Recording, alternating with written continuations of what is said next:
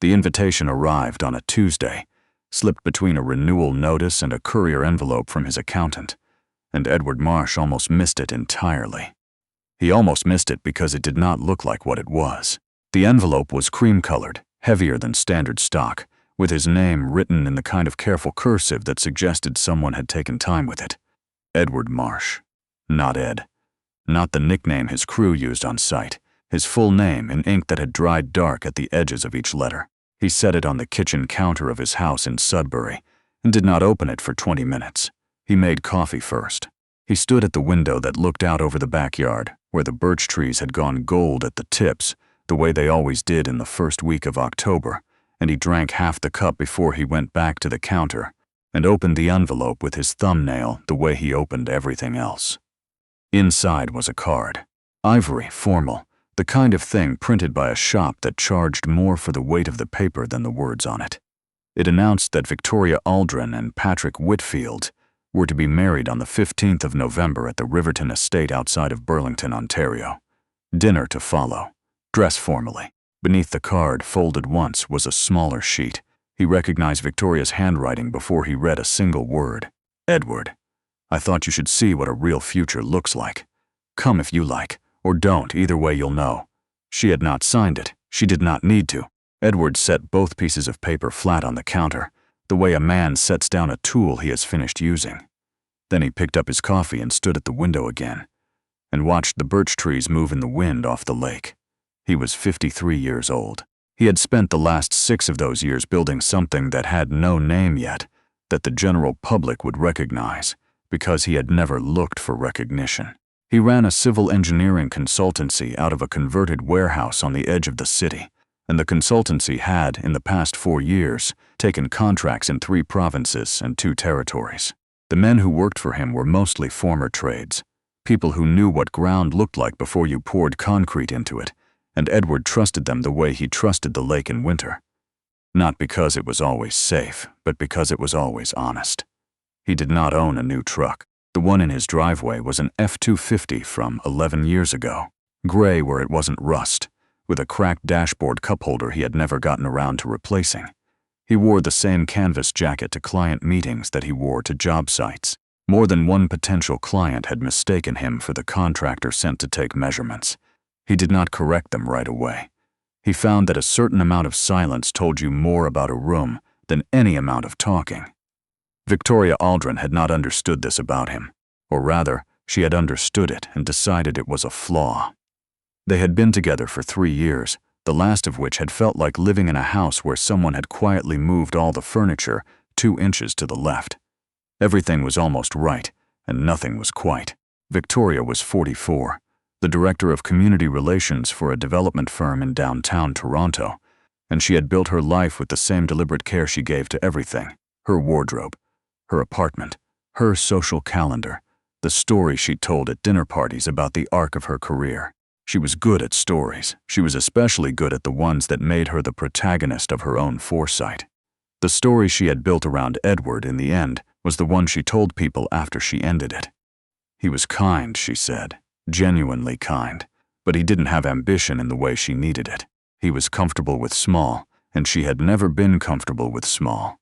She said it with a kind of practiced softness, the way a person delivers a line they have rehearsed until it sounds spontaneous. She said it enough times, in enough living rooms and on enough restaurant patios, that it became the settled version. And Edward, who heard none of it directly but understood it the way you understand weather by watching how animals move, let it stand without comment. He had not called her after she left. He had not sent a letter. He had, in a very particular and deliberate way, simply continued. The invitation sat on his counter for 4 days before he called James Okoro.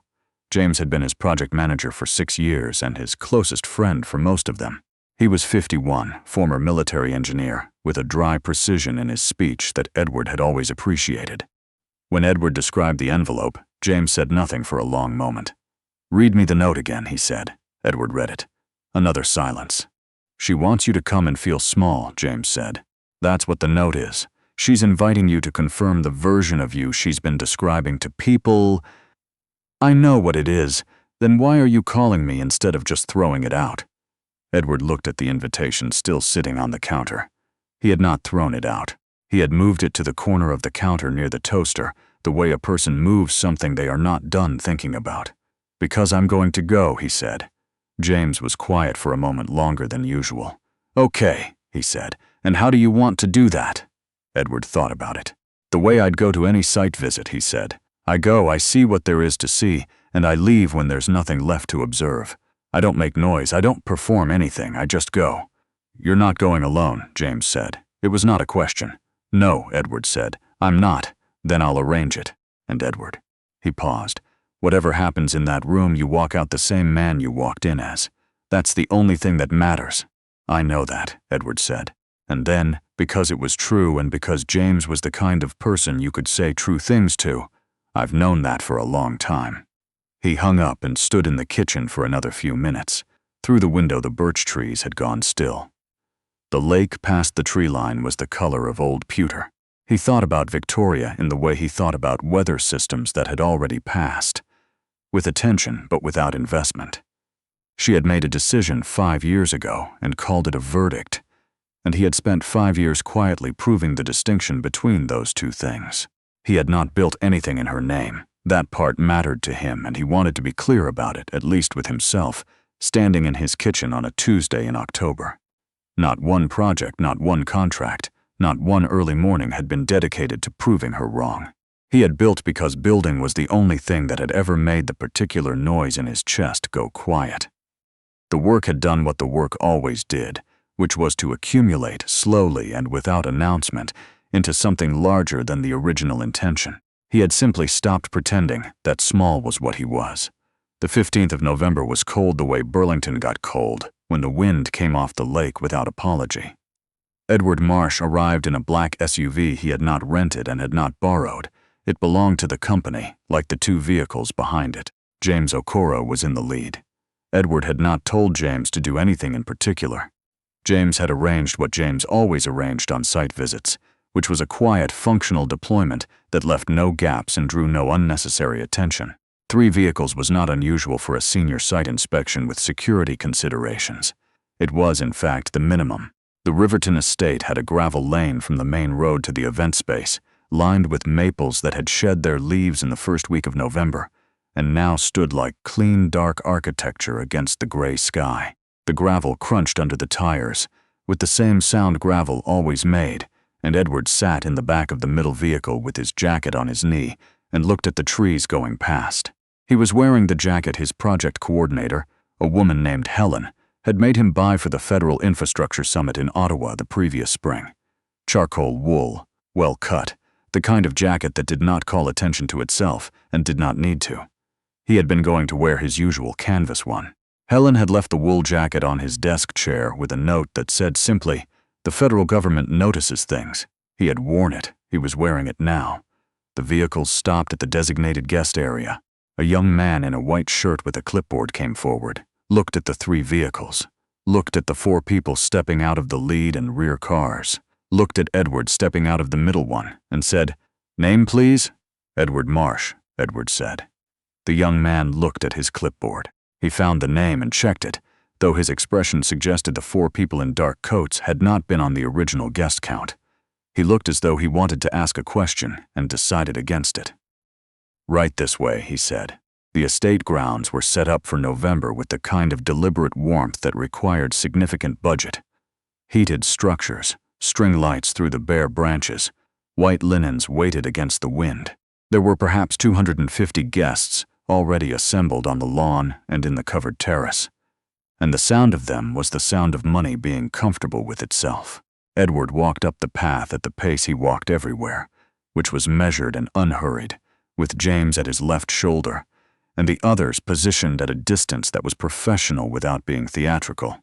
He did not look for Victoria. He looked at the grounds the way he always looked at any piece of land, noting grade, drainage, the way the structures had been placed in relation to the wind.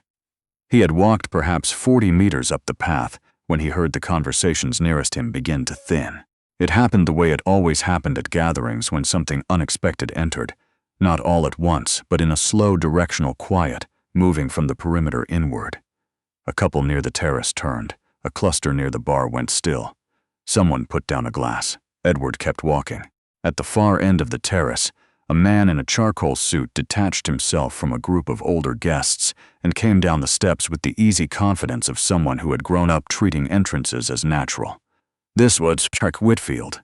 He was 47, second-generation real estate, with the handshake of a man who had practiced it until it felt like personality. He looked at Edward and the people behind him with an expression that was polite enough to be unreadable. "Can I help you?" Patrick said. His voice was even, not hostile, asking a reasonable question in an unreasonable situation. "I was invited," Edward said, "by the bride, in writing." Patrick studied his face. Then something shifted in his expression, the faint rearrangement of a man accessing a file he had been told was closed. "You're Edward Marsh," Patrick said. "Yes." Patrick looked at him for another moment. He looked at James, who looked back with the particular stillness of a former military officer who has nothing to prove and no reason to speak. Behind Patrick, an older man in a navy blazer had turned away from his table and was watching the path with the focused attention of someone who has recognized something they did not expect to recognize.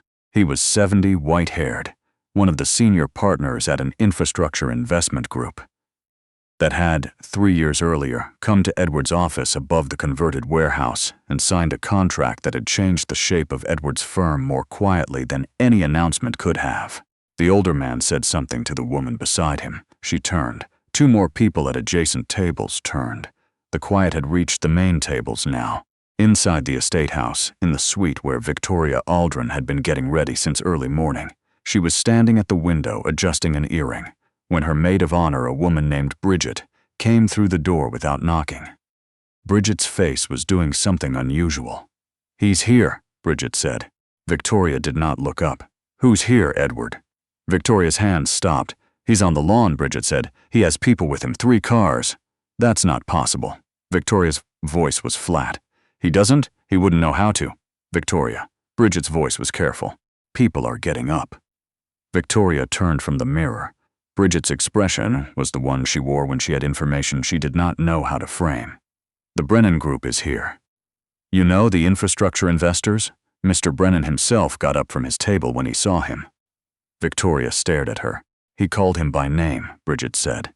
"He called him Edward, like he knew him." Victoria's mother, Margaret Aldrin, who had been sitting in the corner of the suite for the last 2 hours managing the logistics of the afternoon with the precision of a woman who had been managing difficult afternoons for 40 years, stood up slowly from her chair. "This is a stunt," Margaret said. "He's rented something. He wants to make a scene." Bridget shook her head, just slightly. Margaret looked at her daughter. Victoria was still looking at the place the window had been. By the time Victoria came down the side stairs of the estate house, Patrick was already standing in the middle of the lawn in a conversation that was clearly not going the way he had planned. He had not been aggressive about it. Patrick was never aggressive. He had the particular confidence of a man who has never needed to raise his voice because the room has always arranged itself around him. The room was not arranging itself the way it usually did. Edward had not moved from where he stopped. He was standing with his hands clasped loosely in front of him, and he was not looking at Patrick. He was watching Victoria come down the path from the estate house, the way a man watches a thing he has finished being surprised by. Victoria stopped at the edge of the grass. She had spent 5 years building the story she wanted. She had told it at her firm's Christmas party, and at Patrick's family dinners, and in quiet hotel lobbies when the conversation had turned, as it sometimes did, to the relationships that had taught you something. She had told it well. She had the gift of turning the past into a clean shape, and the shape she had made of Edward was a small one, a decent man who had reached his limit early and stayed there. The shape standing on the lawn did not match. It was not the vehicles, though the vehicles were not nothing.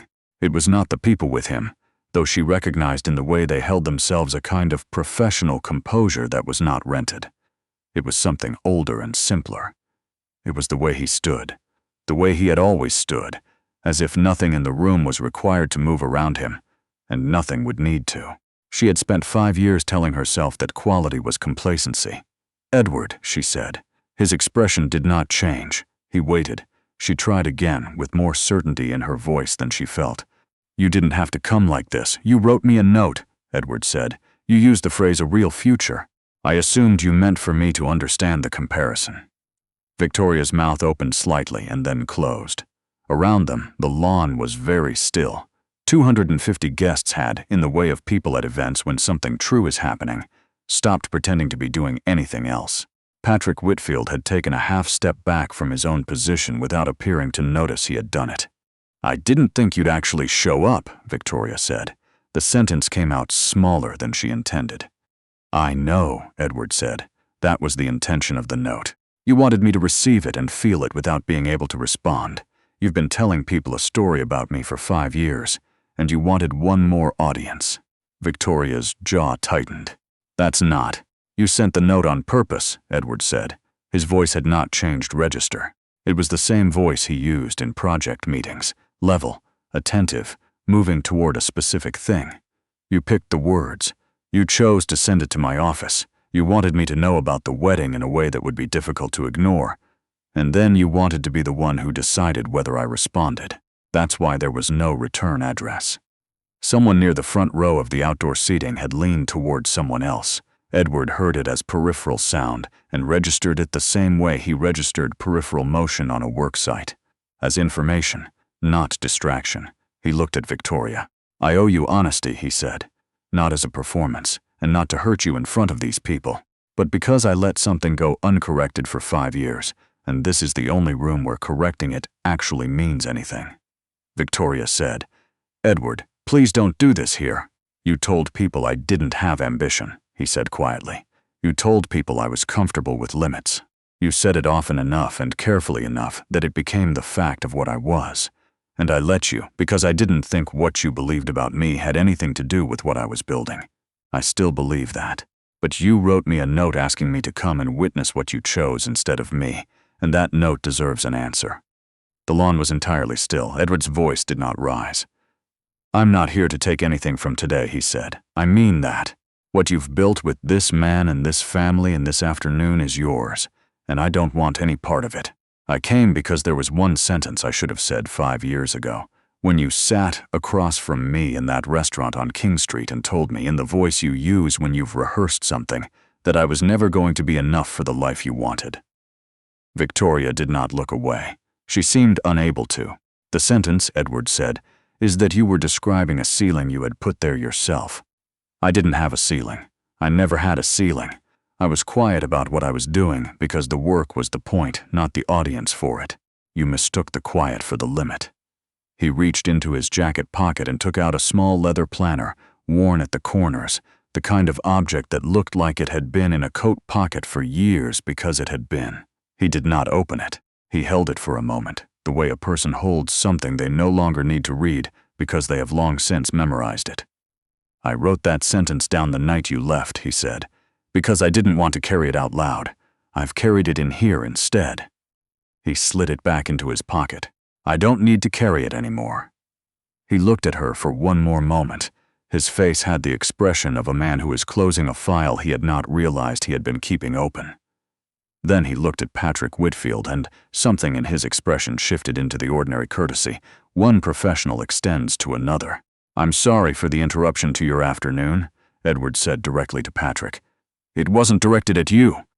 Patrick Whitfield, who had been raised by a family that treated composure as a form of inheritance, looked at Edward for a long moment and said nothing. But his eyes moved once to his bride, and the movement said everything that his upbringing would not allow his voice to say. Margaret Aldrin stepped forward from the side of the terrace with the expression of a woman who has managed difficult situations at large events and intended to manage this one. "Mr. Marsh," she said, "I think under the circumstances—" "I'm leaving," Edward said simply before she could finish. "I've said what I came to say. There's nothing else." He turned. James Okoro fell in at his shoulder without a word, the way he had fallen in at Edward's shoulder at 100 work sites and twice that many difficult meetings. The others positioned around them with the quiet efficiency of people who understood that the work was done. Edward walked back down the gravel path toward the vehicles. He did not walk quickly. He walked at the same pace he had walked up. The gravel was the same gravel, and the maples were the same bare maples, and the sky over the lake was the same gray as it had been when he arrived.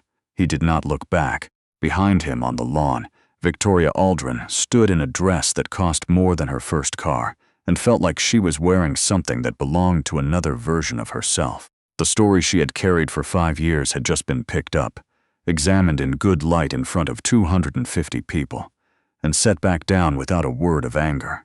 It would have been easier if he had been angry. Patrick touched her arm. She did not look at him right away. She looked at the end of the path where the black vehicles were clearing the gate in the same quiet formation they had arrived in.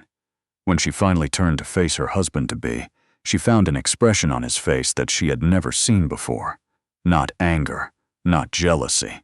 Something more precise than either of those things, the careful look of a man reassessing information he thought he had already filed. "We should go in," he said.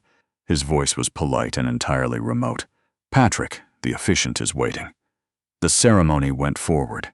It went forward because 250 people had made arrangements, and because the Whitfield family had a particular relationship with the idea of completing what they had begun, and because the alternative was worse than the performance. Victoria said the words, and Patrick said the words, and the photographer took the photographs that the evening required. At the reception dinner, the energy had the quality of a room that has experienced something and is pretending it hasn't. The Brennan Group table excused themselves before the main course. Several of Patrick's older colleagues spent more time on their phones than was usual for a formal dinner. The toasts were professional and brief. Patrick did not dance. In the morning, in a hotel room in Burlington, with the curtains open on a gray November lake that looked nothing like the one outside Edward's kitchen in Sudbury, Victoria sat on the edge of the bed in a hotel bathrobe and looked at her hands for a long time. She had been very careful for 5 years about the story. She had tended it the way you tend something you depend on. She had made it true by repetition, and true by belief, and true by the accumulated weight of every room that had received it without question. One man had walked up a gravel path on a cold afternoon and dismantled it with his hands in his pockets and his voice at its regular volume. She had invited him to come and see the life she had chosen. He had come and seen it, and then he had walked away, and the life she had chosen had not looked the same since the moment he left. On the 32nd floor of a building in downtown Toronto, on the Monday following, Edward Marsh signed 3 contracts that had been waiting on his desk since Thursday. His office was not large. The view was good. He had taken this space because the window faced north and the light was consistent throughout the day, which was useful when you were reading site maps. He did not have photographs on the walls. He had a whiteboard covered in project notations and a standing desk and a coffee maker that James had bought for the office and that everyone used. He worked until 6. He drove home in the gray truck on the highway that ran north and then west, the same route he had driven for years, and he stopped at the same gas station outside of Barrie for a coffee in a paper cup that was never quite hot enough, but was always reliable. At home, the birch trees were dark against a sky that had gone the particular clear black it goes after a cold day without clouds. He hung up the wool jacket in the front closet. He made dinner, something simple, the way he always made it. He did not think about Burlington. He thought about it the way he thought about a project that had reached its natural end, with the clean recognition that the work was done and the resources could be allocated elsewhere. The leather planner sat on the kitchen counter next to his coffee mug. He had carried it for 5 years. He would carry it a while longer, probably, because it was useful and because habits were not broken by a single afternoon, however much an afternoon clarified things. But the sentence he had written in it the night Victoria left, the one he had said out loud on a lawn in Burlington, in front of 250 people, who had not expected to hear anything true that afternoon, that sentence had done what sentences do when they are finally spoken into the right room. It had stopped having weight. He stood at the kitchen window and drank his coffee and watched the birch trees stand motionless in the dark and the lake past them and the first stars beginning to come through in the clear sky above the tree line. And he was, in the way of a man who has put down something he did not realize he was still carrying, simply and completely at rest.